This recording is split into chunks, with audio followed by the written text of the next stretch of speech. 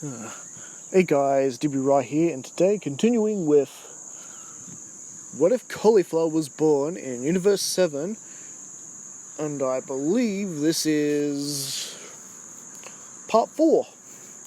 Part 4 already. And continuing right where we left off, well, we had just started with the Buu arc.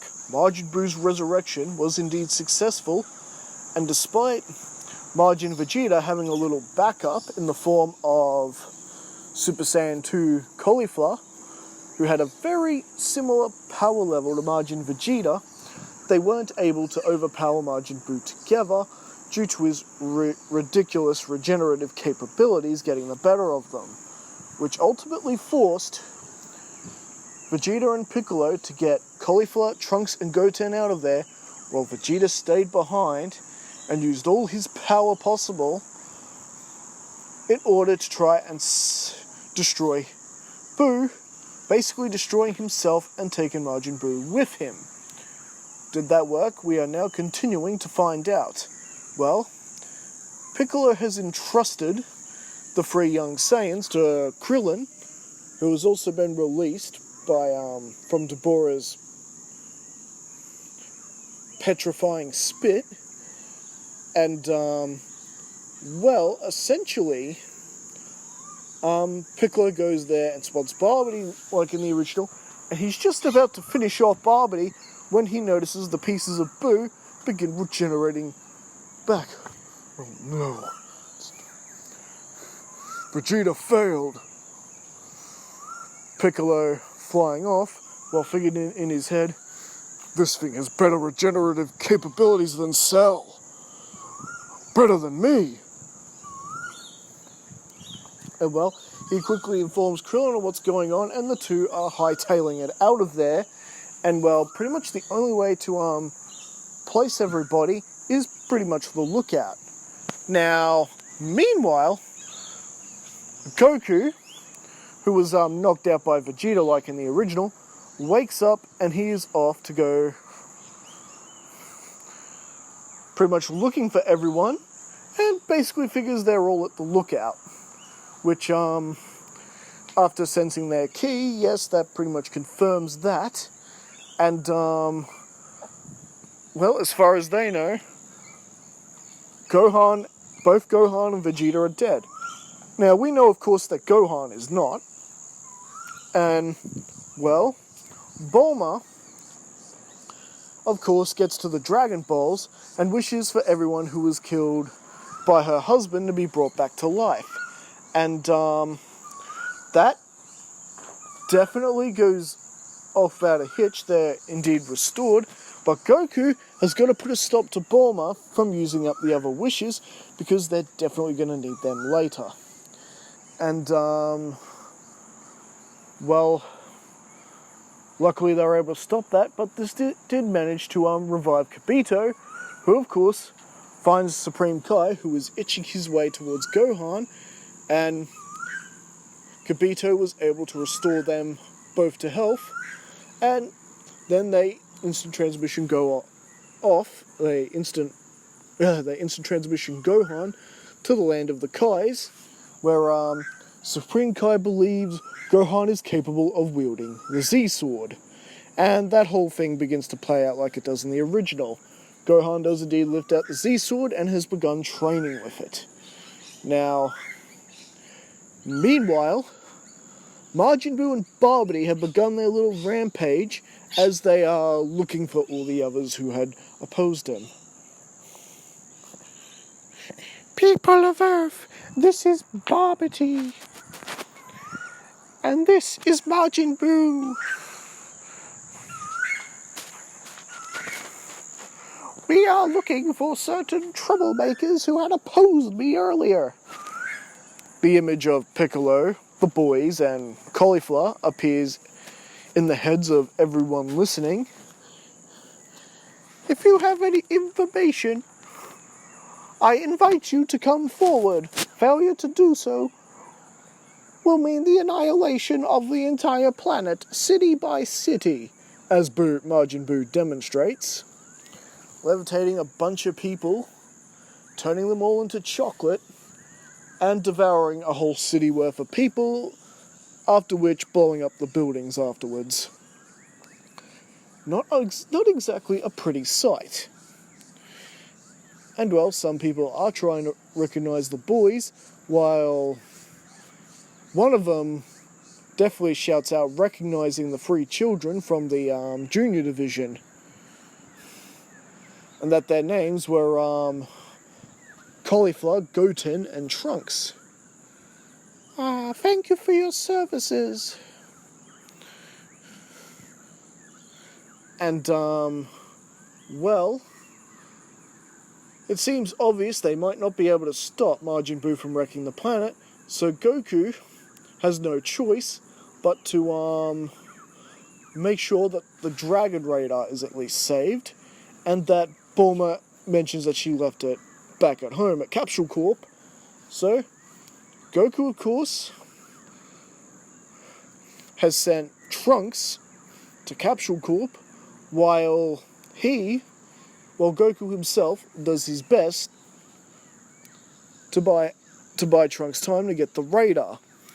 And with that, pretty much plays out exactly like it does with the anime, with Goku powering up to Super Saiyan 3 and having a full-on battle with Majin Buu, but unfortunately Goku is using up whatever time he has left. And unfortunately, as much as he would like to stay and actually finish his fight with Buu, it's also simply not his problem anymore. He's dead. He has no business interfering with the world of the living. I'm pretty sure he even says that. So after not ending his fight with Buu, but making sure that Buu understands he doesn't need to be taking orders from Master Barbity, Majin Buu proceeds to kill Barbity like he does in the original, making himself a free Buu, able to do whatever he wants. And at least this way, this may just guarantee that they will have their time to have this mysterious strong guy fight with Majin Buu. Now, with Goku, unfortunately, he's not able to fuse with Vegeta or Gohan, and I'm quite sure there is a rule with fusion about they have to have similar energies. We know that one, but I'm pretty sure there's also a rule about height as well. So it's not like Goku can fuse with any of the kids. And so he's teaching the 2 boys how to do fusion, like in the original.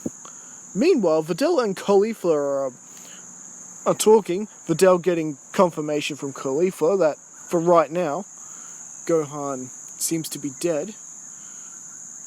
But Videl, being as strong-willed as Videl is, she doesn't believe that for a second.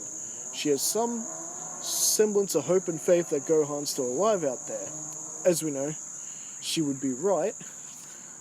Now, after teaching the boys fusion successfully, Goku is having to leave, and Piccolo is now taking up the role of mentor, which of course the boys are doing his head in. But that's alright, you got Cauliflo to knock some sense into them when they start goofing off. Which is funny, just picture Cauliflo behind Goten and Trunks and then banging their heads together when they disrupt. Thank you, Cauliflo. But, needless to say,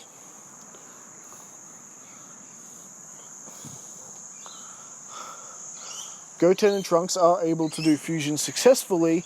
They do attempt to fight Buu once, but pretty much get their butts handed to them. And meanwhile, Goku ends up meeting up with Gohan in the land of the Kais, being able to sense his energy. And, well, this is when, just like in the original, Gohan and Goku break the Z-Sword, freeing the Elder Kai, and Gohan is beginning to have his hidden latent potential completely unlocked. And meanwhile, the whole Majin Buu and Satan and Hercule friendship begins to play out like it does in the original, eventually, those two creeps show up trying to, and they shoot Hercule. Buu gets really mad, and it splits his good side from his evil side in the formation of Evil Buu, who, not only kills the two assailants, but also manages in turning Good Buu into chocolate and eating him, forming him into Super Buu, and we get the whole incident at the lookout. And Piccolo is forced to lure Buu into the room of Spirit and Time, and this is actually, don't forget, we do have extra people on the lookout as well. We've got Caulifla. Don't forget our older brother Renso is there too. You'll understand why in a second. So, yeah, essentially, with that, you get the whole Buu fight with Gotenks in the room of Spirit of Time, and that goes on until Gotenks decides to pull a little stunt, pretending he was weak and low on energy, and Piccolo destroys the entrance to the room of Spirit and Time, not realizing Goten was just pretending to be weak, and Buu has to do that really loud scream in order to get out of the room of Spirit and Time. Now, this is where things begin to alter a little bit in the story, because once Buu comes out, he is immediately rampaging everybody, turning everyone to chocolate. Starting with, of course, Krillin, who tries to defend his family, and people are just being turned to chocolate, left, right, and center, and being eaten by Buu. And, Caulifla is actually doing her best to protect Videl. I let that creature absorb Gohan. I won't let it take you, too. I know. She just says the words, I know, acknowledging the fact that she realizes Videl's in love with Gohan, and realizes that Gohan definitely, even though he hasn't said it, feels the same way. But Caulifla will defend her friend to the end, and as Buu lines them up to turn them into chocolate, Renso gets in front of the beam, his last act, shoving the two off the lookout. So at least, this time around, Caulifla and Videl are potential survivors at this point. And,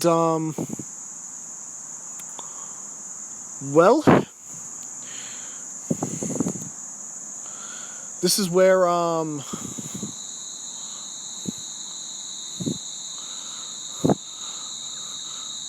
Gotenks,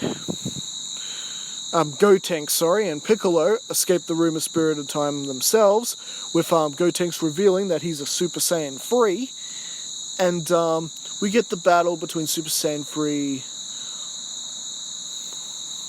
Buu and Gotenks, with Gotenks about to win the battle when suddenly they defuse, and they have to wait another hour before they can fuse again. However, this is when Gohan shows up, who's had his hidden powers released, and Supreme Kai has, or rather, I'm right, Supreme Kai, sending Gohan back, and the battle between Gohan and Super Buu begins, and it goes pretty much like it does in the original, Gohan being way too much for Buu, and so Buu has to pull up a stunt where he's supposedly blowing up himself and trying to blow up everybody, but as we know, all he's doing is buying time, waiting for Trunks and Goten to fuse again so we can take advantage of that. Now, meanwhile, while that hour is being used up, just like in the original, Gohan managed to find Dende and Hercule, but they also find Videl and Caulifla. And Videl is just so beyond words to see Gohan and happy that he's ultimately alive. And Caulifla is happy to see her best friend in Gohan alive, and they repeat the horror of what Buu had done, and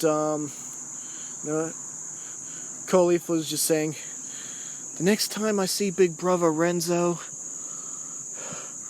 I gotta remember to be nicer to him. After all, he sacrificed everything to save the two of them. And,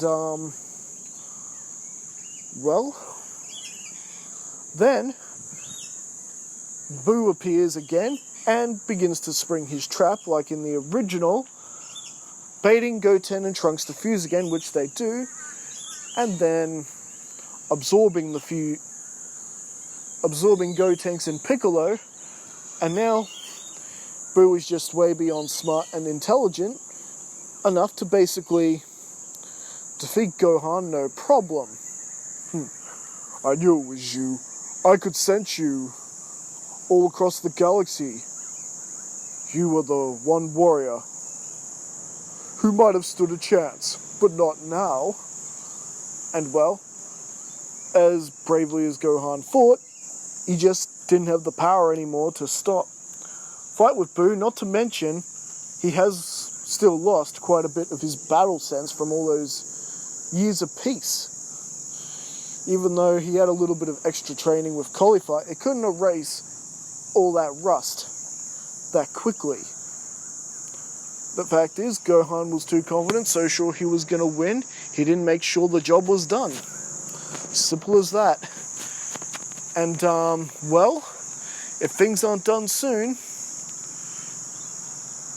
Buu is going to take over the Earth and probably the universe. So, Elder Kai does what he does in the original, gives up his life for Goku, and gives him the Potara earrings. And, essentially, we get Goku showing up with the Potara earrings. Now, the idea was to get him to fuse with Gohan, but if he can't, maybe try get the earring to Caulifla. And, well, much like in the original, he fails to get it to Gohan on time. He still gets himself absorbed. However, Caulifla is right there. And, well, Goku essentially throws the earrings to Caulifla, and they do indeed successfully fuse, despite Buu's best efforts. Meanwhile, Videl and Hercule and Dende are doing their best to stay out of this. Meanwhile, Vegeta has since been returned to the planet on special orders of King Yama for Vegeta to try put a stop to Buu, a very special order. And he sensed this crazy power level, but it's familiar. It's both Kakarot's energy and Caulifla's energy he's sensing. So Vegeta is flying off in that direction. Meanwhile, we get the battle of the fused Goku and Caulifla, as I call Gollifla. Goku, Gollifla, instead of Caulifla, be a G. Either Gollifla or Colku. I think Gollifla sounds better, somehow. And well, as for the body, well, it's definitely got more of Caulifla's appearance, but Goku's, more or less Goku's hairstyle, and the combination of whatever they were wearing, which is kind of hilarious. Which I gotta remember for the image of the video to draw an image of that. Anyways, despite how they look, they are quite a formidable team, as it turns out. It's actually a pretty good fusion, and a potent one at that. Is it stronger than Super Buu? Oh yes. Definitely. And, essentially, Buu is on the losing side, and well,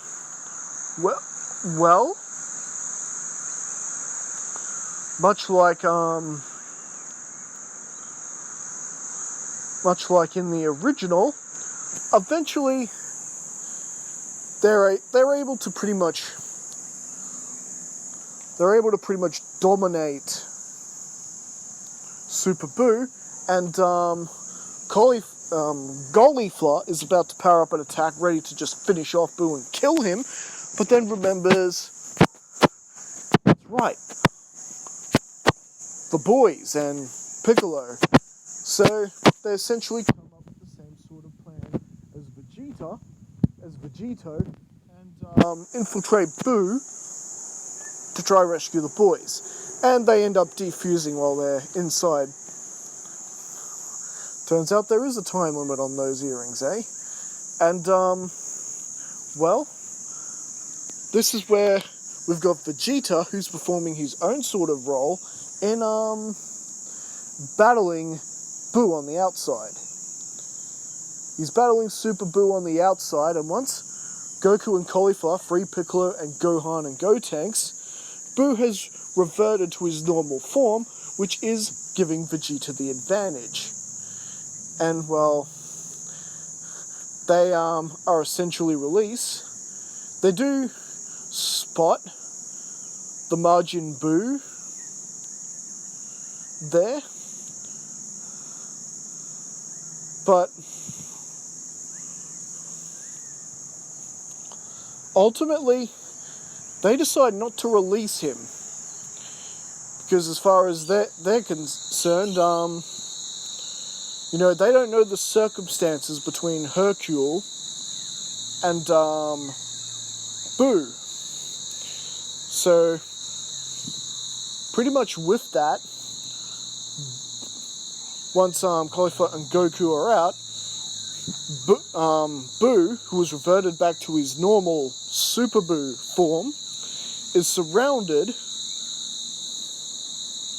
by Vegeta, Goku, and Caulifla, who attack Buu together, and the trio of Saiyans are perfectly able to destroy Buu.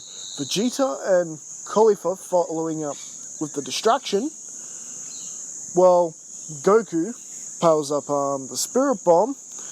The only difference is it's not Kid Buu they're firing it on, it's the version of Buu before that, Super Buu.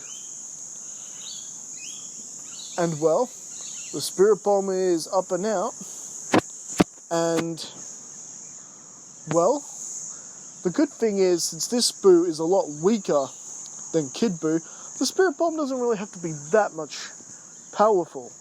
As long as King Kai's open channel, and it turns out with energy coming from the dead Z warriors who are in Otherworld at the moment, it was more than enough to power the bomb. And pretty much with that, and once you got Gohan, Goten, Trunks, and Piccolo all coming to as well to provide energy for the bomb, Super Buu is engulfed by it and destroyed. But to be right, wouldn't Hercule go, no, rescue my good guy Buu? He probably would have thought about it, but by the time he did realise that, it's more or less too late. And remember, he was eating his chocolate, so Hercule probably would have thought he was dead anyway. And, well, he does plead to the heroes to resurrect the good Buu with the Dragon Balls. So we do get good Buu. It's just he's saved in a different way.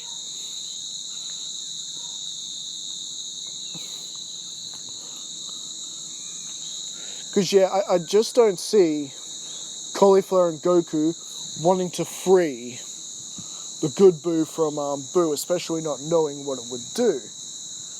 Of course, it didn't stop Vegeta and Goku in doing it. but somehow I think Cauliflo would be a bit more smarter than that. But it's alright, we get Buu back anyway, because they bring him back with the Dragon Balls, because with the...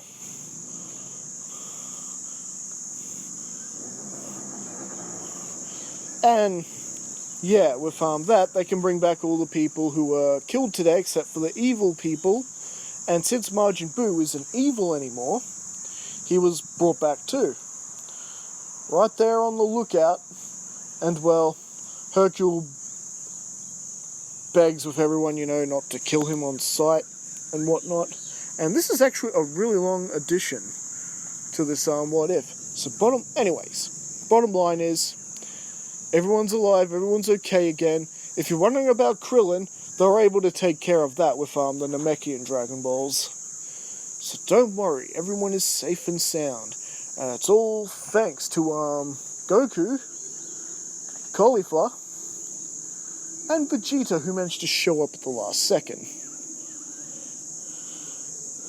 So, as always, don't forget to like and subscribe. Don't forget to leave your thoughts in the comments below. Let me know what you think of this story so far, and I'll see you next time as we get into the events of Dragon Ball Super.